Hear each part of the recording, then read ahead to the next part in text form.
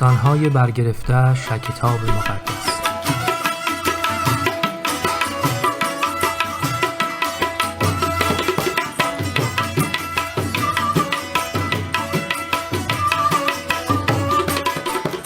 داستان مصلوب شدن عیسی.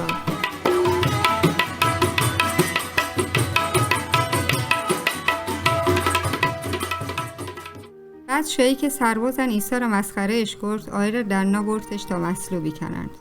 آوان آیر وادارش کرد که اوتی صلیب به اوتی کوپگه برد.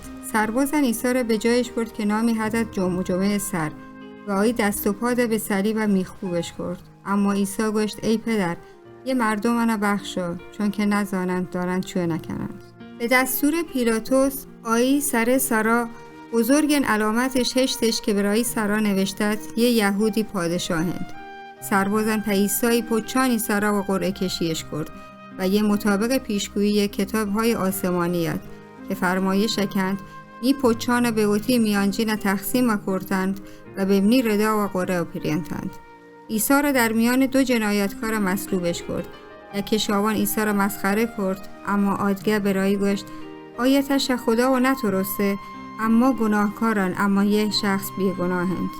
و همه وقت را به عیسی گوشت ای عیسی، وقتی وقتی ملکوت شروعت کرد، من هم به وقتی یاده بیار. عیسی برای جواب داد تا همه مرویش چی گومن به بهشت تا هسته. بزرگان مذهبی یهود و جمعیتی که آدنتند عیسی را مسخرهش کرد. آوان گوشتش اگر تا خدای زاک هستش از صلیب سرا جالگه بیا و بس را نجات بده.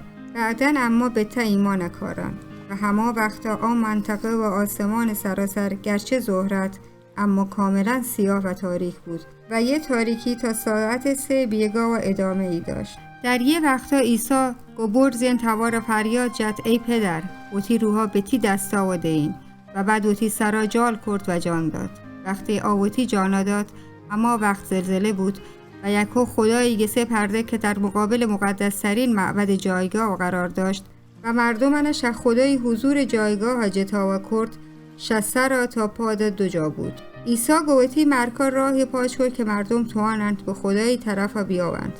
وقتی افسر رومی به صلیب چیه را دیست که عیسی چون جان داد گوشت هراستی یه مرد بیگناهند حتما خدای زاکتت. برن نیقودیموس و یوسف که جزو یهودی یعنی شورای توی نتند با اشتیاق در انتظار رسن خدای ملکوت حتتند.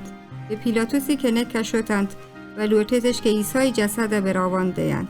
آوان آیی جسد گوکتانی پوچا پتابتش و به سنگ مقبره تا هشتش و توی سنگ به کبره دپایش که مثل یک باره وقت دیلش داد و هشتند تا بسته بید.